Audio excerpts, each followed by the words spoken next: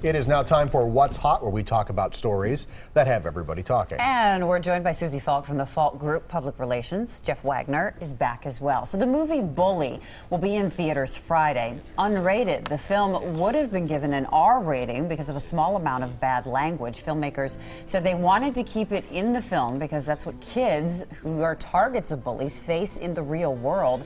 Should the movie have been given an R rating? No.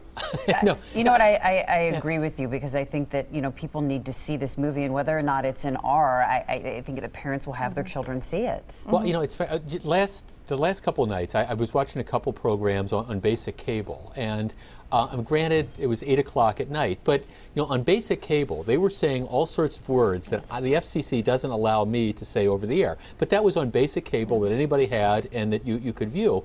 This, I think, is a really, really important movie. Yeah. The way I understand it, the filmmakers have set up, this is something that was actually going on. It was a documentary, stuff that was being said on a bus. Hey, let kids see it. And that's the thing message. is, junior high and high school kids, this would be a movie that that age group could see. Right. They hear this stuff at school all the time. This should be mandatory viewing for that age group, and it should be in every school. Bullying is a serious problem, and now you have cyberbullying, which has just all kinds of implications. And you know, unfortunately, bullying results in suicides, and we've seen this. And so, I don't know, this rating system, I think that for documentaries that are so significant like this and teach a lesson, there should maybe be some different criteria by the Motion Picture Association of America. And let's explain what their rule is. You get 2 or more F words in a film, you get an R rating. Right. And if you're not rated, and this is what the producers decided to do, is just to let the theaters decide what to do about it, then it's treated like an NC-17 movie. Right, like it's a porno movie. Which means no kids are going to see it. Right, like it's a porno movie, because that's it. No, I mean, this is something... Do you really think theaters are going to turn away like a 14, 15-year-old from seeing this movie? Well, I think what might happen is when parents though see the non-rating, like I say, that's what porn gets, and so I mean, I think that really ends up hurting the market. Look, I think this is potentially a very, very important movie. This is a real life thing of what goes on. This should be being shown in high schools. You know, that's the bottom line. Hopefully parents do their research so they know that it's okay to take kids. An informed parent will make the right call here. It's not, as Jeff said, a porn film. Well, and theater owners, I hope that they see this kind of publicity and they understand that this is a value, and that, you know, I don't know if they're going to make a lot of money on this movie, but it's doing the right thing to show it.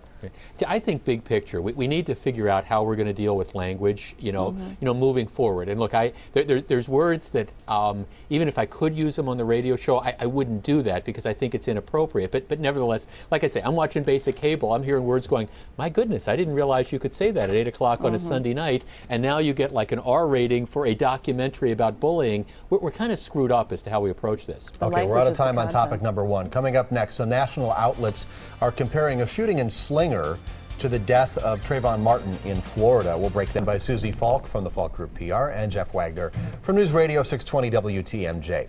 The decision not to charge a Slinger homeowner who shot and killed Bo Morrison, who was an unarmed black man, has drawn comparisons to the Trayvon Martin shooting in Florida by some. They say Wisconsin's castle doctrine and Florida's stand your ground laws make it too easy for people to shoot first and ask questions later. Is this a fair comparison to make? Boy, I don't know. I mean, I think Wisconsin's law is based on Florida's law. You know, Florida's law was passed in 2005, and ours was passed last year. And we talked about this this doctrine on the show, and you know, the question was, is it going to turn into the Wild Wild West? Here's an incident. It's a very unfortunate incident that happened in Wisconsin in Slinger, and I have not read the police reports, but it sure sounds like the homeowner knew that the cops were in the neighborhood and that this kid had probably come from a party, and that not that he knew he was hiding on the porch, but that's the kid's claim or the family's claim, and so this guy shoots this child, and it's just so tragic. But I do think that there should be a bit of blame on the homeowner. There's a significant difference, though, between stand your ground and somebody's in your house. First of all, the guy who he wasn't a child, he was 20 years old. And there, to me, there's a difference in the George Zimmerman, the guy in Florida.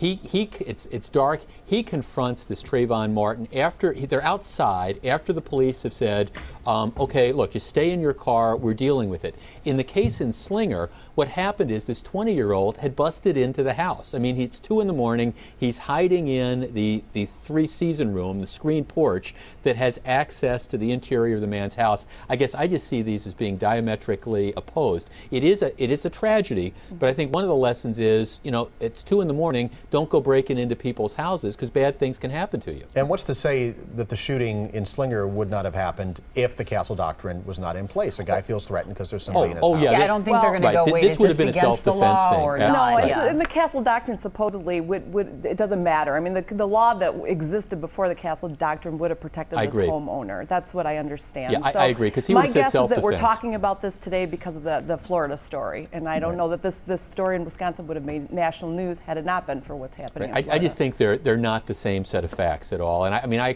agree with the district attorney's decision out in Washington County not to issue charges because, candidly, I don't think, and I understand that if some family members are upset, they would have never gotten a conviction if they tried to prosecute. All right, third topic, guys. A Vogue writer under fire for putting her 7-year-old daughter on a diet. The mother says she was considered clinically obese, so she restricted her daughter's calories and made her exercise. Some say the mom went about this the wrong way.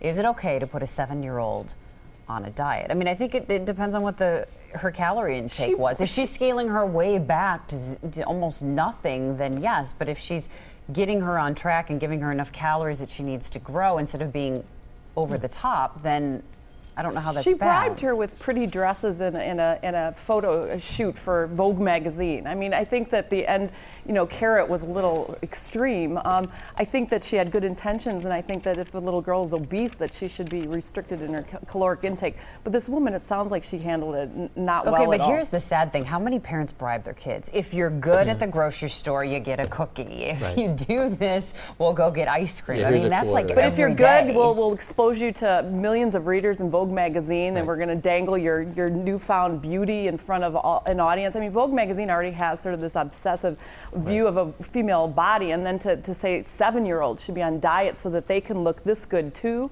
Well, right, the comparison is bad. She's teaching her daughter that this is a certain image, and I don't agree with that at all. But I think there's two issues. One is, you know, was it weird with the photo shoot and stuff like that? But the other issue is, you know, if you've got a 7-year-old that's on the way to becoming obese, well, I think it's responsible for parents to start, you know, getting them out and trying to get them to exercise and limiting the calorie intake, because it's only going to get worse. Now, what the mom's motives were, that's a different question. Hey, she landed herself a book deal, right? Random House is going to be publishing her book. Yeah, but so that girl, when she's in therapy, can hand over the book and say, here, we don't need to talk about it, just read this book. This is what I went through.